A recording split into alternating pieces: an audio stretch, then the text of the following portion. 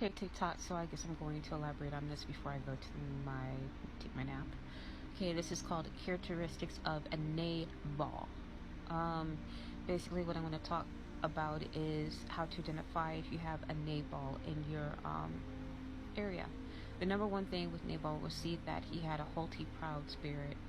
Um, Basically, the way he responded to everybody around him, as in his wife Abigail, he was basically better than her. He felt like he owned her. He objectified her.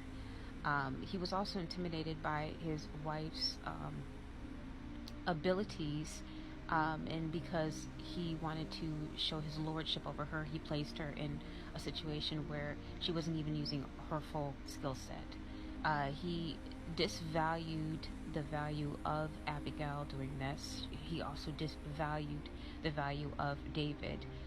He was ingenuous where David came to provide support, so his sheep and his lamb was protected during, I guess, the era where they could have been attacked by the outsiders of the village. He was not humble enough to um, basically give honor and respect to somebody who provided provision and protection for free.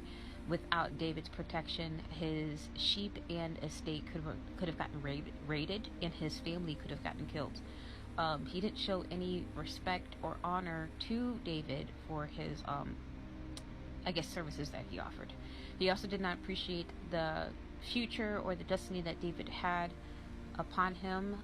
He disregarded David and who he was as this young king coming up, potential king coming up, and he just felt like his lordship was better than David.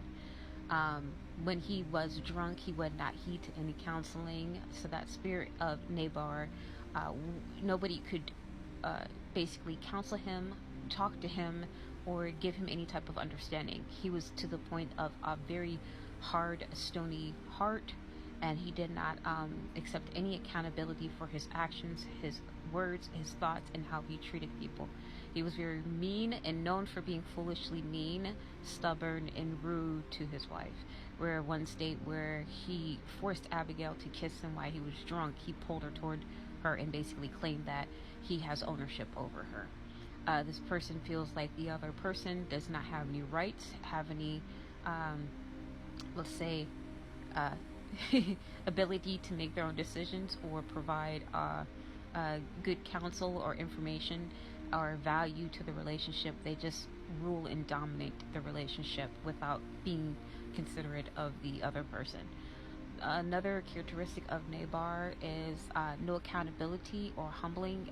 David basically made offer to Nabal, and Nabal was basically he didn't accept his offer to actually give him a gift for his services. He basically discarded that, like, I don't owe anybody anything, and I'm not going to do anything because I am who I am.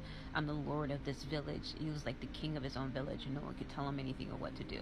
Even though the wealth was created by David's protection, he was not humble enough to give stewardship to identify, hey, David, thanks for protecting my land. Here's, a little fee on the side. So he didn't do that. He also felt like there was going to be no repercussion for his actions.